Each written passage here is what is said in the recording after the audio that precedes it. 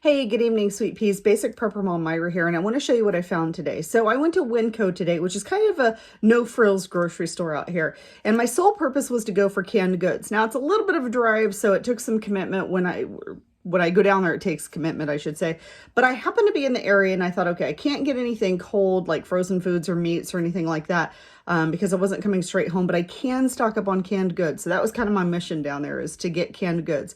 Really good prices. They also have a really great bulk section of candy and beans, lentils, flours, pastas. They have a really great gluten-free section that's amazing as well. Also found 5-gallon and 2-gallon buckets with lids there. So I did get a couple of the 2-gallon. But while I was back in the bulk section, kind of checking out what they had, I found these.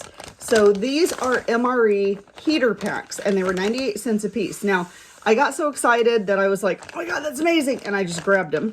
I got 5 of them because I thought 98 cents a piece before I realized how to actually use them.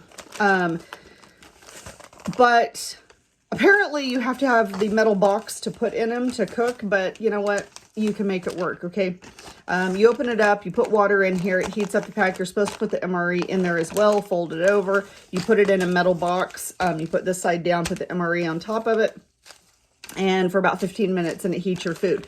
But I'm sure you can improvise, and I'm sure that these, in looking at these little packets here, these little kind of seed looking packets, they look like what the hand warmers are. And so I'm guessing it's like a hand warmer on steroids. It just gets a little bit hotter. So then I'm thinking, you know what? You might be able to use these. And disclaimer, no, this is not their intended purpose. Please read directions carefully. That's my disclaimer. But if you're in an emergency type situation, I'm thinking, you know what? These pack really easily. They're thin. They fold away nicely. And if you needed heat in a dire emergency situation, if you put one of these, underneath your sleeping bag or your sleeping mat, if it wasn't too terribly thick, might work. I'm just saying, disclaimer, that's not their intended use, but I think these are really good to have on hand. Now, I didn't go around the store and look at, everything that they had. And I will admit it had been a while since I've been there. But as we're checking out, I look over and literally at the register, where like all the candies and stuff are Mountain House freeze-dried meals. And I was like, holy cow. And they actually had a really good variety. They probably had, I want to say maybe 12 to 15 different varieties. So we got the yellow curry, which I want to try because I love curry. And then of course, macaroni and cheese is what my youngest daughter picked out. So I think what I'm going to do is I'm actually going to use these. Well, actually you can't really use these with these because typically you add, I think hot water. Yeah, you already add boiling water. So it's already cooking in here. So, but I do definitely want to try these. These are actually 2 flavors that I have not. I will say we did get the Mountain House, I always call it that, Mountain House, chicken, Alfredo.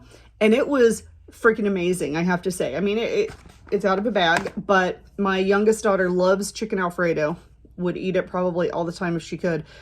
So I said, fine, we'll get it and try it. And it was impressively good. She was like, holy crap, this is good. And one of these bags, there is a surprisingly decent amount of food in here. If you guys have not had the Mound House, there's a pretty decent amount. So the chicken Alfredo that was in there, it was enough to feed her and my other kiddo.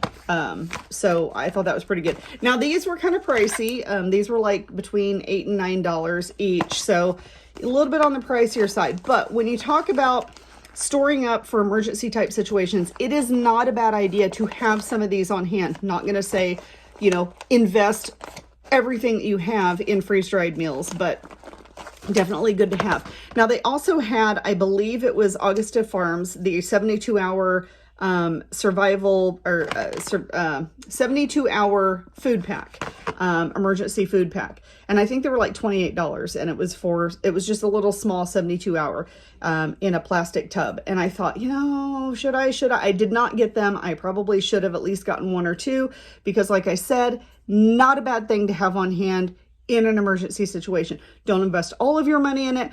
But when you talk about preparedness, that's kind of one of the things that we look at is a variety of foods that you store up. So you have, frozen foods, you have canned goods, you have freeze-dried meals, you have meals that you pack in Mylar bags, you vacuum seal stuff. So there's kind of a different variety that you have. Depending on the situation, you're going to be covered in all directions, okay? So having these on hand, not a bad idea. I would suggest to go look at your local stores and see what they have.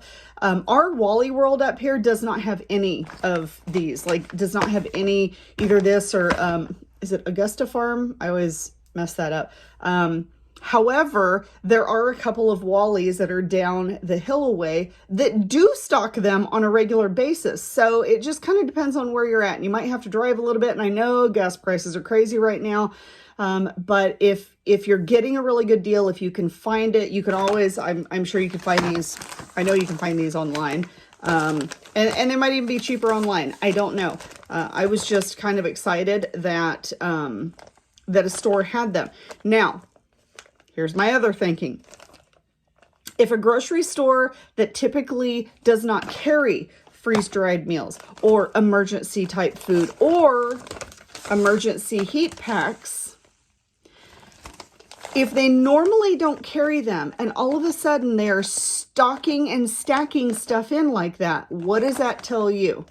Yeah, if big major chains are starting to stock survival emergency stuff, then I'm going to say that's a sign of the times. So continue to prepare, continue to stock up what you have. Make sure that you have those varieties of food. Make sure that you have all your bases covered, that if you're in one situation, oh God, I can't eat, my freezer goes down. I have no frozen food. The freezers go down, the power goes out, the generators are down, everything in the freezer goes bad. Well, then you have your canned goods. You have your stuff stored in your Mylar bags or your vacuum seal. You've got your emergency supply until you can figure out what to do and regroup. Do not invest in anything hugely that requires electricity, meaning try not to stock freezers, which is really easy to say because, and I have to say, I have 3 that are stocked, let's just say. But definitely need to look at, especially when you look at protein and meat source, how to either freeze dry if you have a freeze dryer, or how to dehydrate meat, or how to salt meat and cure meat. Those are going to be very, very, very important, I feel, in the future, especially when you're talking about proteins. And the best way to store meat possible. Canning meat is another one. I don't can, and I'm a little nervous about canning meat, but I think I would actually feel a lot more comfortable if I salted meat and cured it that way. But smoking meat is another one. So look at all your different options as to how to store what you have protein-wise, all right? Once again, if you have any questions or comments, reach out to me. I hope you guys have a wonderful and amazing day and continue to stock up and continue to prepare. Talk to you guys later. Have a great day.